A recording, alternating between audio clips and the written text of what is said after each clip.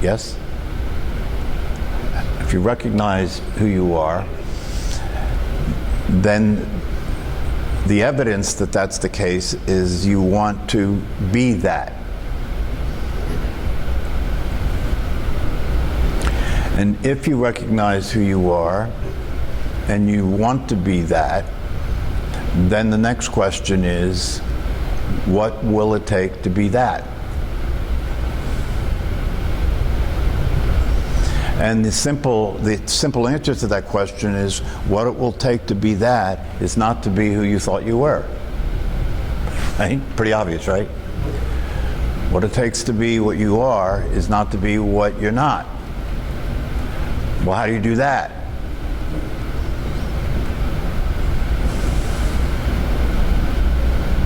So this is where the question comes in, because what the thing that I sent to you, the Mondo Zen manual, if you've looked through that manual, you will see that these Zen masters and these enlightened beings, the enlightened beings that are contemporaries, are basically saying that waking up, first of all, waking up is not as complicated as you might think, as people tend to think, because it's a simple recognition of what's obvious, right? It's a simple recognition of what's obvious. How hard can that be? You know, you're aware. Awareness is in your chair. You don't have to figure that out. You don't have to go to school about it. All you have to do is look and see that the most obvious thing that you could possibly be aware of is that you're aware. It's the most obvious thing you could possibly be aware of. And in reality, if you in fact are aware of that, in other words, if you in fact have actually looked, if you've turned your attention inward and actually looked and actually saw directly for yourself. And I don't know, maybe that's the trick, maybe that's the difficulty that some people have, you know, that they can't differentiate between thinking about being awareness and actually looking to see awareness. But if you do look to see awareness, you won't see something, it won't be something that you recognize because it has a particular form like your body does. It won't be something that you recognize because it exists in time or it has a history, or you won't be able to recognize it because it has some particular position. So the recognition of what you are as awareness is different than recognizing anything else that you could possibly recognize, right? Because anything else that you could possibly recognize, you would recognize it because it showed up, because it was there to recognize. Well, this is the difference between that and this, is that there's nothing there to recognize.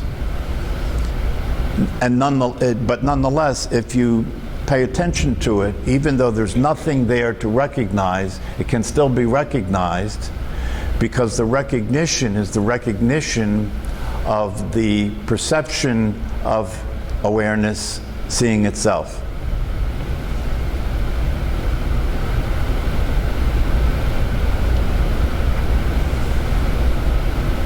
So it goes back to that saying from St. Francis, what you're looking for is what's looking. And it's possible for what's looking to notice itself looking. That's how you recognize awareness.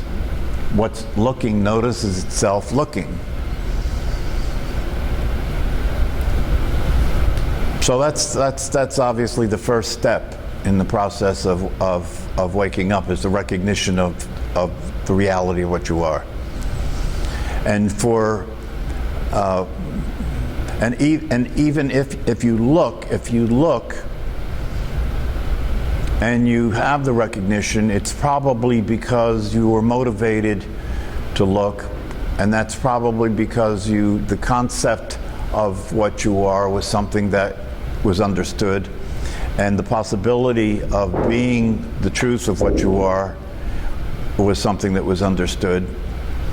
And in addition to that, probably your experience of who you've been being in your life and your experience of the life you've been living has fallen short of your sense of what's possible, yes? The experience of that who you've been being in your life and the experience of life itself has fallen short somehow of what's possible. That's non-dual. That's what non-duality is. If you have the recognition of that all there is just what's happening, that recognition is the recognition that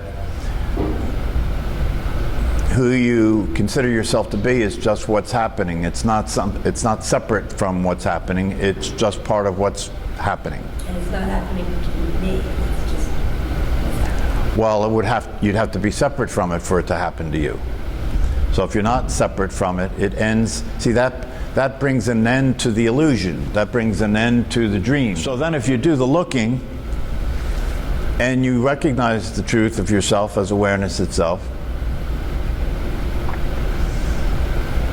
then obviously you want to have that be who you are. You want to have that be who you're being, because it's only in the being of that the possibility fulfills itself, right? You can't just know about what you are. You have to actually be being what you are in order to be happy. You can't just know about it. You have to actually be being what you are in order to be free from suffering. So what happens is that you become a seeker, right? And when I say you become a seeker, it's an interesting thing, because when people become a seeker, it's because they already, this is an interesting thing. I say that when people become a seeker, they've already experienced what they're seeking. Check it out. When people become a seeker, they've already experienced what they're seeking. So then the question would be, well, why are they seeking if they've already experienced what they're seeking? Because they're not being what they saw. They're not being what they saw. So if you see what the truth is, but you're not being that truth, now you're seeking. You're seeking what you've already seen, because even though you've seen it, what it has to offer you is not there for you. So now you're seeking the experience of being what you have seen yourself to be. So what these contemporary teachers are saying now is that, so the first step is to wake up, right? Wake up.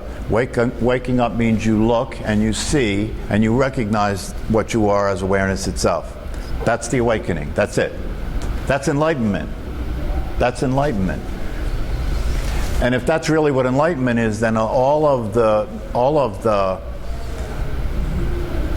stories that have been told about what enlightenment is, in terms of it being some spiritual bliss, some, you leave this reality and you enter into this saintly experience, right, where you're just automatically free from suffering, you're automatically at peace, you're automatically above it all, right? You're no longer affected by things. That's the story of enlightenment that a lot of people are attracted to, and it's the reality of enlightenment that a lot of people consider to be what enlightenment is. So that's part of the problem, right? Because people come to the conclusion that I have to have a certain experience in order to be enlightened. And that experience has to be like the experience that these people who claim to be enlightened say that they're experiencing. It has to be that, right? And it's not. So that's a potential trap. And if it's true that enlightenment is the simple recognition of what you actually are, and that's called waking up, you're waking up to the truth, you're no longer sleeping in the dream in which you consider yourself to be the character that you've been being in the story of your life. You're no longer in the dream anymore. You see that that's not true, and you see the reality of yourself as awareness itself. And that's enlightenment. And that's not that hard, right? I mean, If you look and see that you're aware, and you see that you're aware, that the awareness is aware of itself, you're enlightened. You've woken up. You're awake.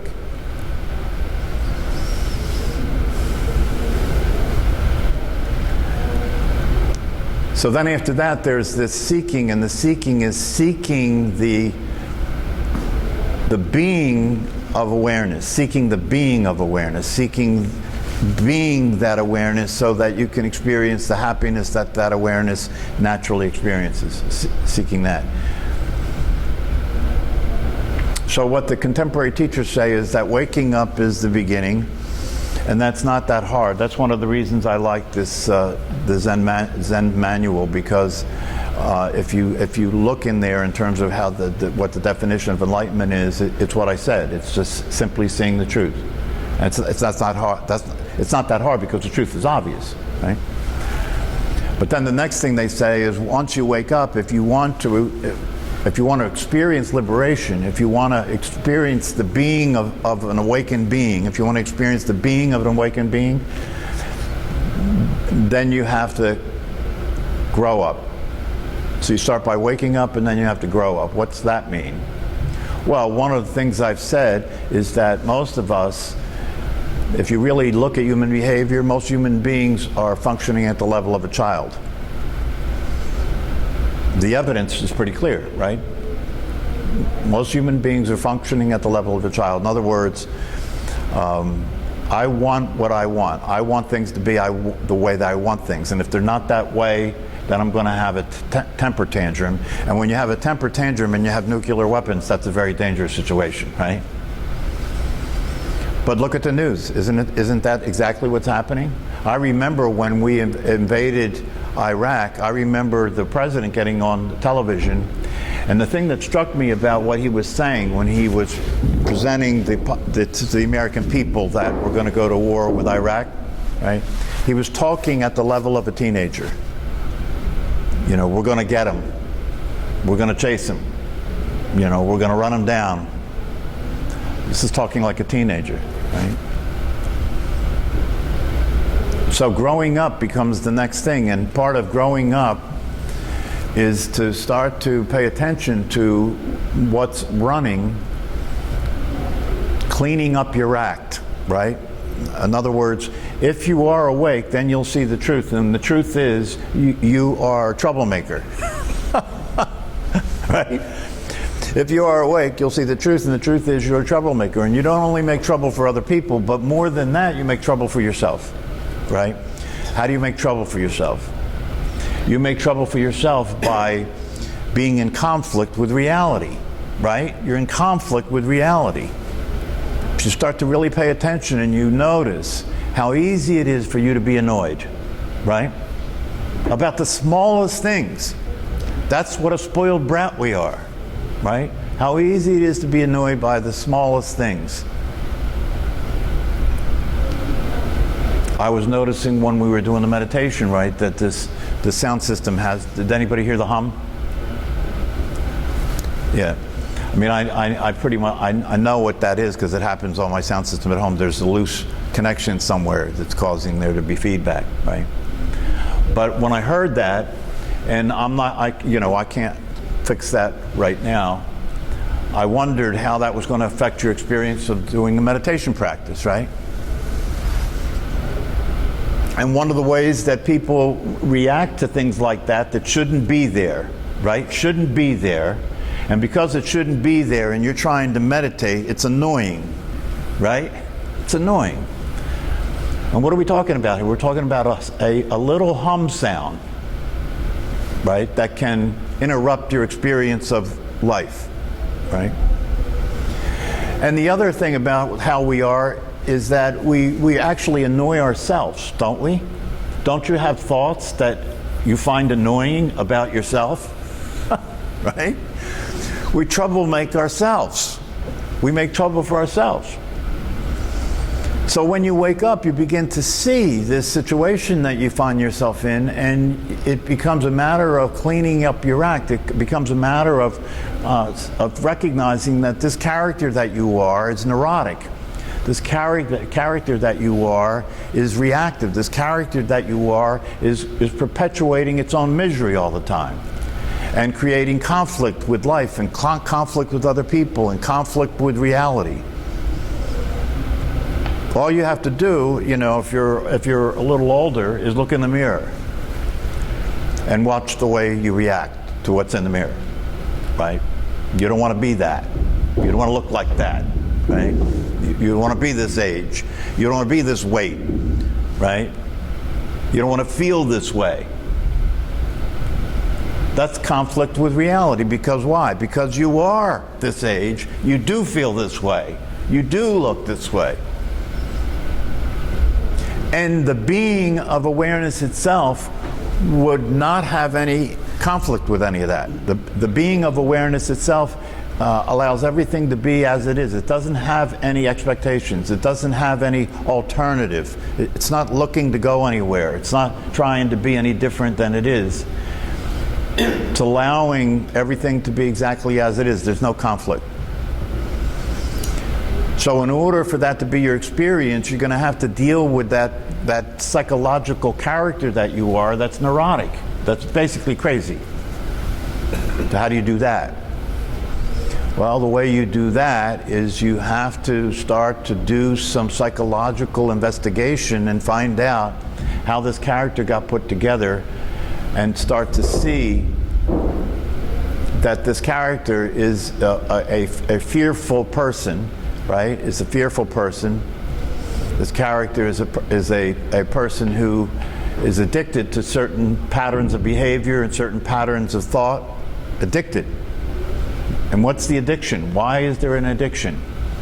And one of the newer ways that we think about addiction is no longer that it's just a hereditary problem, or it's no longer that it's just, you know, something that is a personality fault. Just say no, right? That's the idea, that the addiction is just a personality fault and you just have to say no. But rather now we're beginning to look at addiction and understand that addiction is actually an adaptation. The addictions that we have as human beings are actually solutions to a problem we were having, right? Right? People that get high because they're so low. And they're using what they're using to get high to stop being so low. It's a solution to a problem, right? And everybody's addicted. See, this is the process you have to go through if you're going to wake up and clean up your act and grow up. You know, you have to pay attention, and you're going to have to deal with the truth that you're addicted. You're addicted. What I mean by addiction is, what are you doing in your life to manage the aspects of your experience that you're not okay with? How are you changing that? What are you doing to escape from that experience? And when I talk about addiction, I'm not talking about drugs or alcohol. Of course, there are obvious forms of addiction, but I'm talking about the definition of addiction here is any pattern, repetitive pattern of behavior that you're using to change the experience you're having, that you can't stop doing, that has negative consequences. Any pattern of behavior that you're using to change your experience because you don't want to be with that particular experience,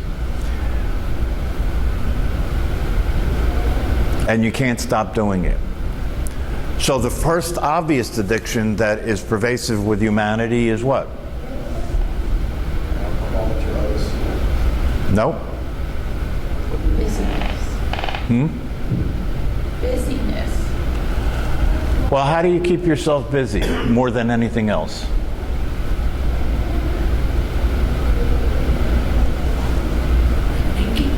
Yes, who said that? She's getting good. Yeah, thinking is how you keep yourself busy, isn't it? When I'm working with people in therapy and I ask them, how do you feel? 99% of the time they tell me what they think, not how they feel. Because one of the ways you defend yourself against the experience of your emotions is to think about what you're feeling, not feel what you're feeling. So thinking is actually a way of not being present, isn't it? Right? When you practice meditation, what are we practicing? Your attention moves away from your breath, and where does it go? To thinking. And when you're thinking, and you're not aware that you're thinking, which is what's happening before you notice it when you're meditating, right? When you're thinking, but you're not aware that you're thinking, and that can go for a long time, right? There's some people that sit down to meditate, and they start with their attention on their breath, and that moves off their breath to thinking, and that's the end of the show. It stays there. And they may even think that they're meditating, right? If you're thinking you're meditating, you're not meditating, you're thinking you're meditating, and you don't know you're thinking you're meditating, so you're not present. I think that happens a lot. Right? So it's the thinking that causes people to self-medicate with drugs out. So it's really the thinking? No, because thinking is an addiction. Thinking is an addiction. Thinking is a defense mechanism. It's a way of not experiencing what you don't want to experience, so you live in your head instead of in your body. Instead of feeling your emotions, you think about your emotions, you see. And so thinking is an addiction. It's the most pervasive addiction for humanity is thinking. Most pervasive addiction for humanity. What's that? You justify everything. Yeah. Well, I mean, people use thinking as a way of existing. People use thinking as a way of dealing with life, right? I'm going to think about it. I'm going to figure things out, right? I'm going to figure out what's wrong. I'm going to figure out why you're doing the things you're doing. I'm going to figure out what I need to do to be in control. I'm going to figure out my future. I'm going to, right? So that's thinking. Thinking. Or we ruminate. Well, that's thinking, yeah. Ruminating is just rerunning the same thoughts over and over again, right? And that usually happens because of the fear, right? I can't stop thinking about something because what I'm thinking about is something that I'm afraid of. I'm obsessing about it by thinking about it, right? So right there you have thinking, right? And we know that people spend a lot of time lost in thought. We know that people mind wandering. We talked about mind wandering, right? And the neuroscientists are telling us a wandering mind is an unhappy mind. And we have research now that shows us that almost 50% of the time, based on over 10,000 people, research says that over almost 50% of the time people are mind wandering. If you could just get out of that condition, it would make a huge difference, right? So the practice of meditation is the practice of mindfulness, and the practice of mindfulness is to be aware of what's happening. This is important because I don't think a lot of people get this, that when you practice meditation, the actual moment that you're meditating is when your mind has wandered and you notice that it's wandering. When you notice that it's wandering, that's the moment of meditation, because that's when you become aware of what's happening, isn't it? That's when you become aware of what's happening.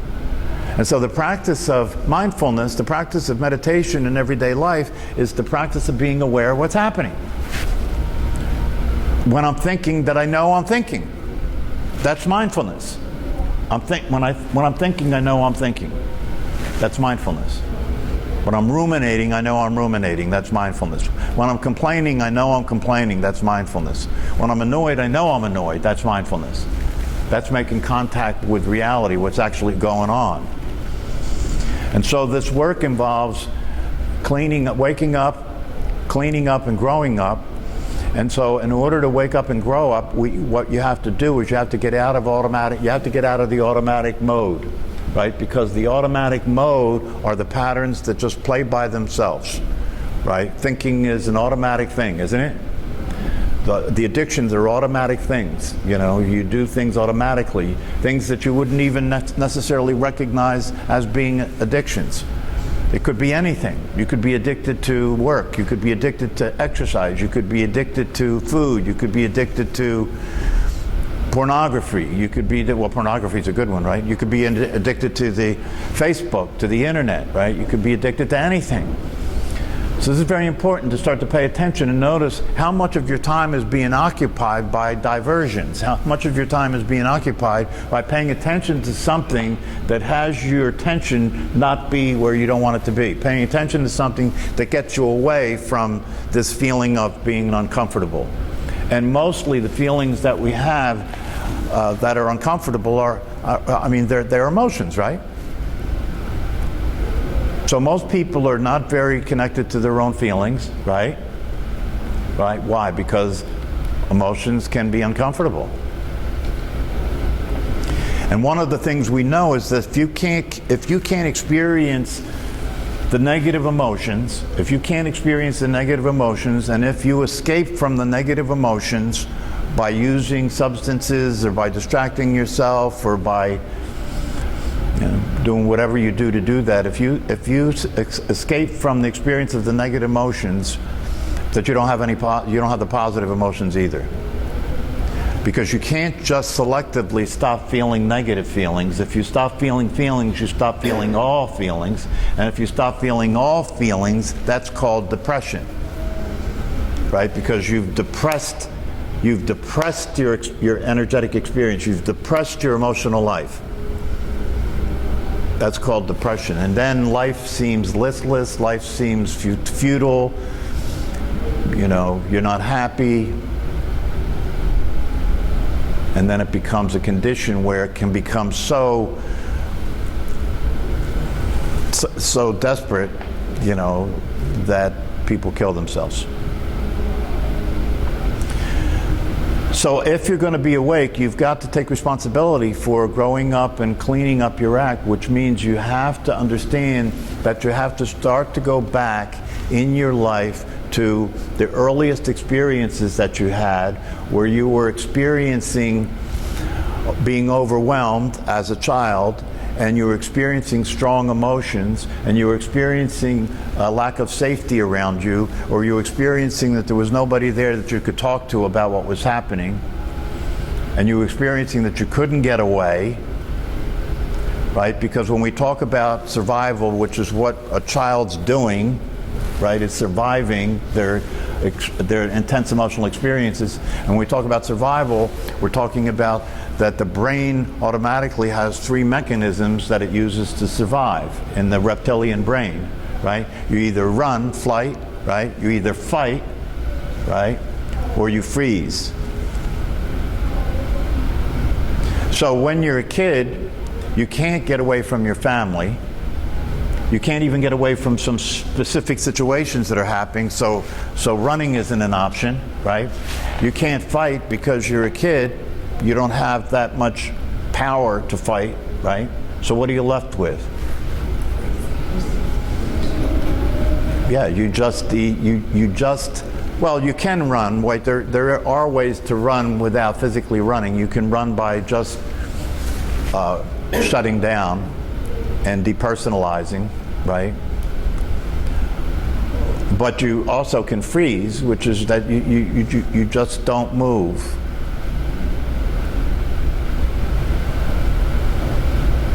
I remember when I was a kid that I would just, this was the way I would freeze, I would just try and be invisible. I figured if I was invisible, then, I wouldn't be a target, right?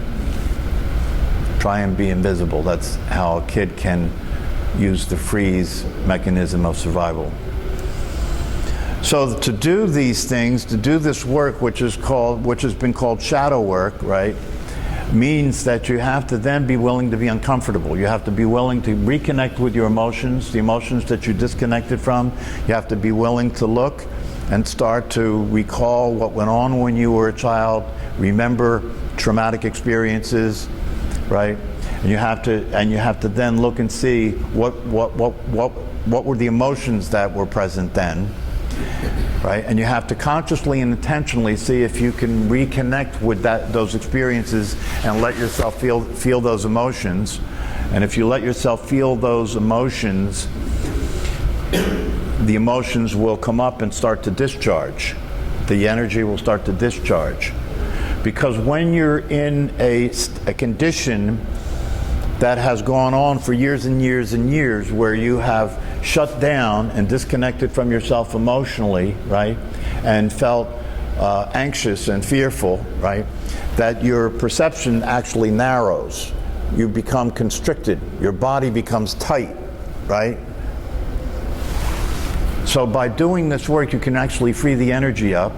And when you free the energy, so here's the bottom line. By freeing the energy up, you don't have to keep repeating the same patterns of behavior. You don't have to keep being childlike, right? You can start to allow yourself to see things from a more clear view, and you can start to allow yourself to express the way awareness would express itself in life. And you can start to experience the natural state of well-being and happiness, because you're freeing yourself up. So that's the barrier. The obstacle to experiencing yourself as awareness is that you are stuck in a personal state. You're stuck in a personality. You're stuck in a personality that has committed itself, without your being aware of it, committed itself to being in control, committed itself to avoiding discomfort, committed itself to survival, not being alive, not being happy, but just survival. Right? You're going to have to come out of your bubble. You're going to have to come out of the illusion of security that you think you have, and start to actually look at who you're being, right? Who you're being, and who you're being is what got put together early on in your life.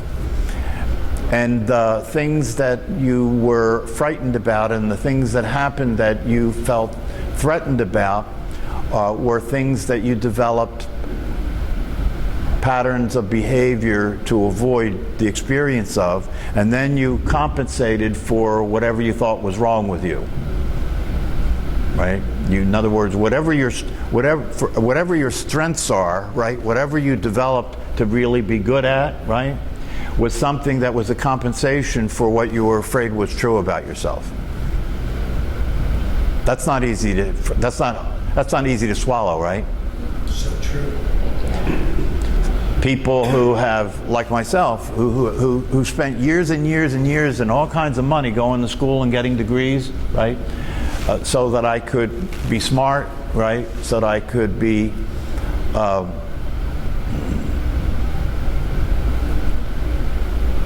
somebody who would have a position of stature, somebody who would be somebody that people would look up to, somebody who people would want help from, right?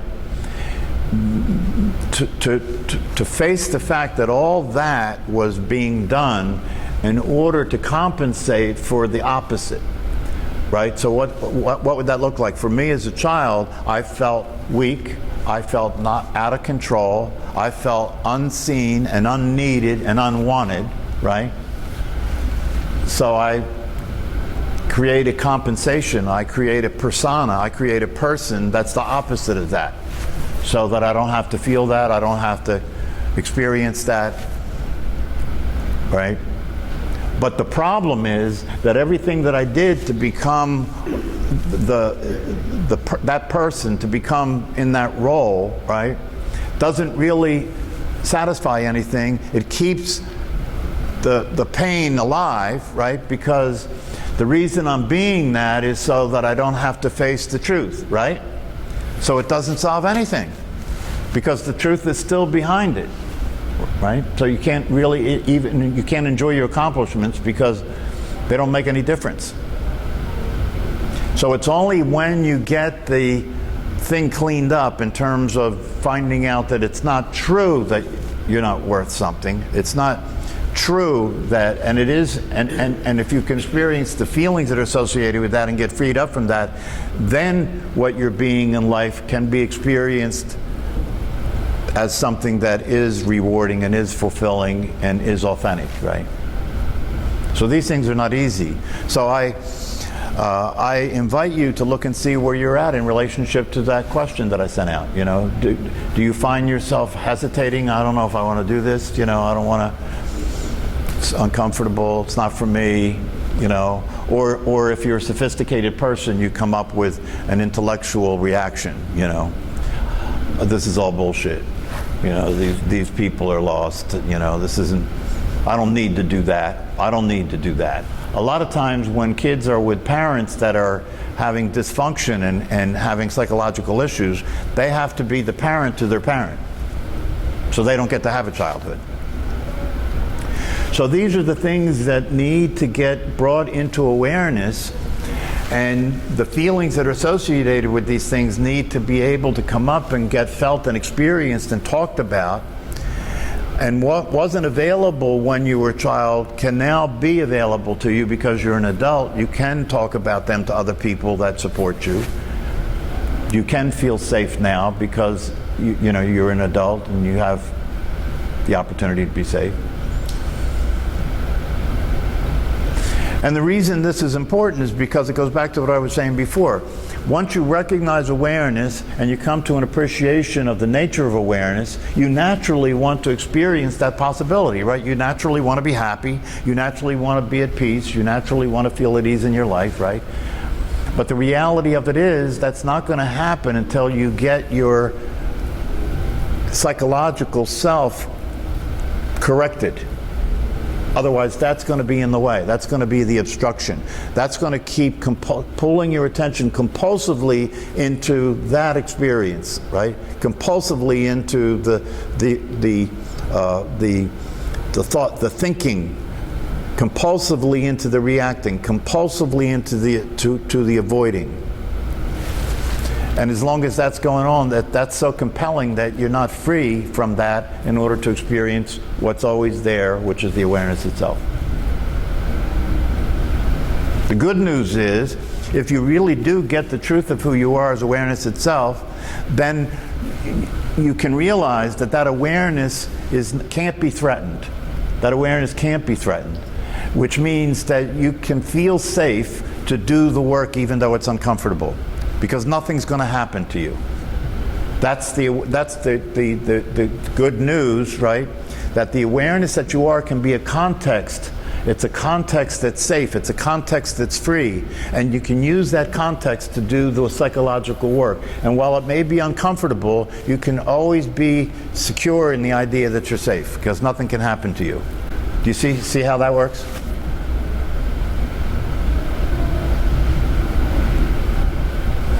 This is very important because, you know, in the traditional practices of meditation and all the other traditional practices where people would, the more you meditated, right, the more you were free from identifying with and being a person and being in a body and so forth.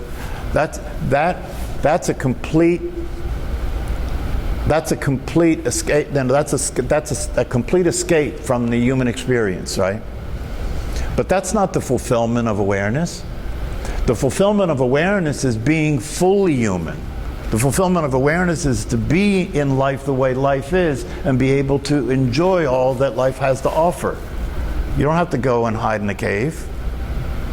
So we're now seeing something that is a new way of understanding this possibility that involves our understanding of the brain, involves our understanding of psychology. And so there's an opportunity for people to not only be awake, but live an awakened life. Not only to know who you are, but to actually be that in the world. But in order to do that, you have to be willing to be uncomfortable and go through the process of unraveling, you know, the psychological brain.